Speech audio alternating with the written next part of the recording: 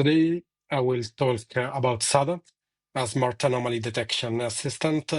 SADA is an open source guided user centered platform that integrates methods currently scattered across different software into a single intuitive archaeological oriented workflow. In other words, instead of jumping from one software to another, dealing with complicated parameters, codes, and formats, SADA provides a step by step. The goal is simple: to lower technical barriers and encourage the routine use of remote sensing in everyday archaeological practice, even for colleagues who may not have a strong background in coding or image analysis. SADA also be an opportunity to test the use of generative AI in co-developing an application. It all started with a very simple experiment, a prompt to ChatGPT, asking it to analyze an NDVI image and detect potential archaeological anomalies. You can see the prompt in Italian language in the image on the left top corner, and the result in the bottom. Of course, the detection itself was not perfect, but what struck us was the possibility to read the Python code and the comments to the code generated by ChatGPT. It was the first spark of what later became a real human AI collaboration. From that moment on, a fruitful co-production began between us and ChatGPT, developing increasingly complex Python code. The potential of generative AI for coding became immediately clear. It could enormously speed up programming, especially now that newer version integrate directly with environments like PyCharm, the one that we use for SADA. It could make coding accessible to those without prior experience, like many archaeologists, of course. And perhaps the most interesting things that it could propose better and more efficient code libraries and solutions than we initially imagined. In this sense, SADA is not just a product, it's also a case study of how human expertise and AI assistants can interact to produce usable research tools. A particularly interesting factor in the human AI co-development for coding is the speed at which these models evolve. In our case, the issue we initially encountered when using ChatGPT for coding have been largely overcome by the most recent versions, with a significant leap forward in the latest version 5 of ChatGPT. We are now at version 1.5 of SADA, which is structured into a 5-step workflow. The first step, of course, is loading the image. At this stage, SADA checks if geospatial data are embedded in the image, and if so, the system immediately displays a plot with north arrow, coordinates, and scale, as you can see in the image. So the archaeologists know they are working with reference data right from the start. The pre-processing stage include a raster calculator, automatic histogram modification, and brightness contrast adjustment. The raster calculator enables false color visualization, computation of preset vegetation indices, or the creation of custom swans. Importantly, based on the logical names that we assign in the first use of the raster calculator, SADA activates only the indices that can actually be computed based on the bands that are present. For example, with simple RGB images, only indices like BRI and TGI are available. Another useful feature is that all these operations can be applied either to the entire image, of course, or just to a selected area. Sorry, as shown in the example at the bottom right, where brightness and contrast were adjusted only within the chosen region of interest. The core of the platform is, of course, the anomaly detection. At present, SADA integrates 4 groups of methods that we can use. First one is spectral anomaly detectors that flagging pixels that deviate from the background. In this group, we can find a standard thresholding method, isolation forest, one class SVM, local outlier factor, and RX detector. The second one, unsupervised clustering algorithms, include k-means and db-scan, density-based spatial clustering of application with noise, which group pixels without the need for labels. These methods are particularly helpful when the anomalies are not spectrally obvious.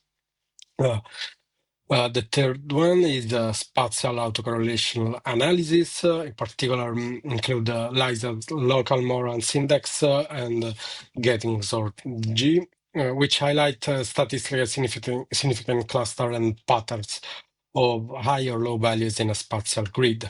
And then PCA, principal component analysis, used for dimensionality reduction, in particular to transform multi-band imagery into components that maximize variance and reveal item patterns and make anomalies easier to see. These are all the methods so far. The detection step is followed by the editing and then the exporting of the results. In the step on anomaly editing, the anomaly editor provides quick remove outlier filters like standard intensity threshold, data score, local contrast, as well as manual selection and erase tools. This combination of automatic and manual refinement allows the archaeologist to keep full control of the results. When the dataset is georeferenced, results can then be exported as GeoTIFF rasters, shapefile, or plot with the coordinates scale and north arrow. When not, of course, output are saved as standard image that can later be georeferenced in GIS.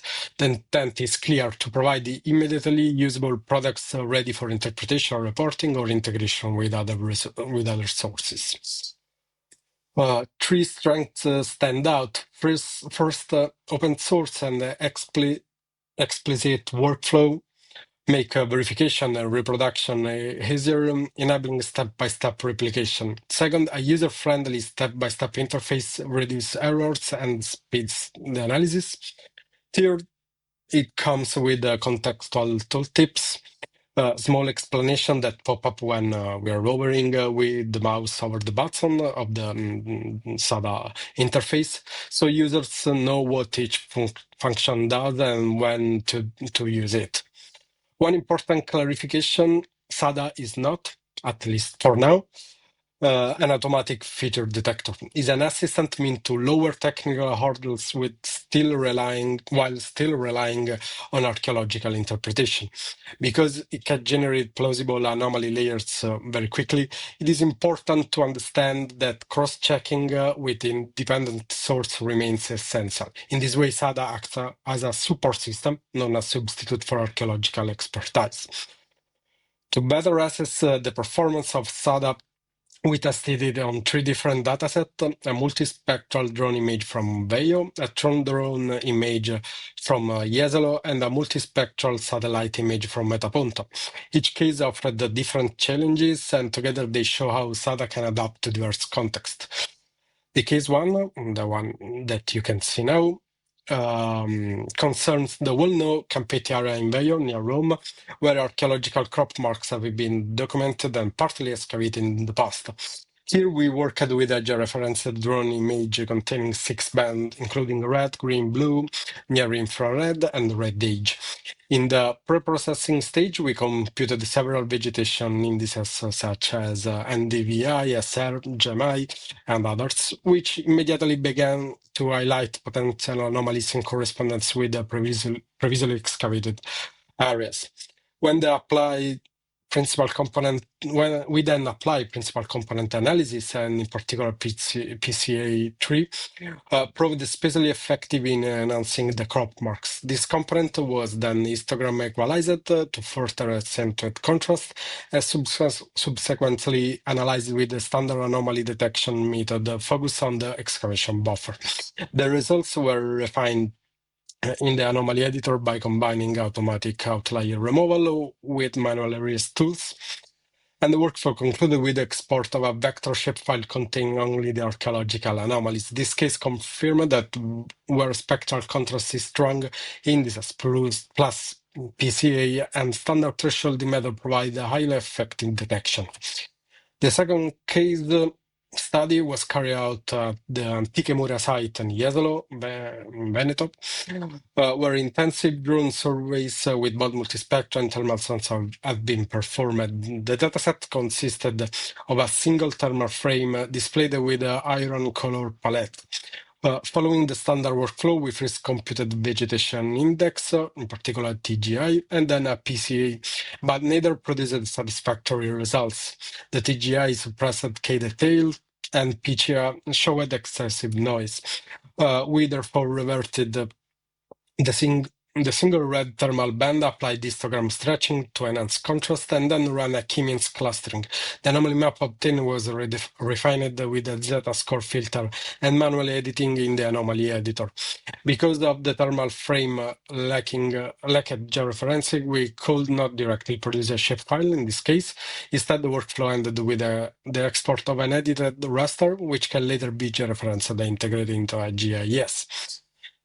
The case highlighted that when indices underperform, single band enhancement and clustering methods are often more informative. The third and last one test involved Pleiades 1A satellite image of Metaponto, an area already well known. The dataset was a pan-sharpened scene with 4 bands, blue, green, red, and near-infrared. We first assigned logical names to the bands and computed several vegetation indices. Among them, BNDVI and GEMI proved the most effective and were added to the working dataset. We then performed a PCA of the 4 bands plus the 2 indices, and PCA 1 was selected for further enhancement.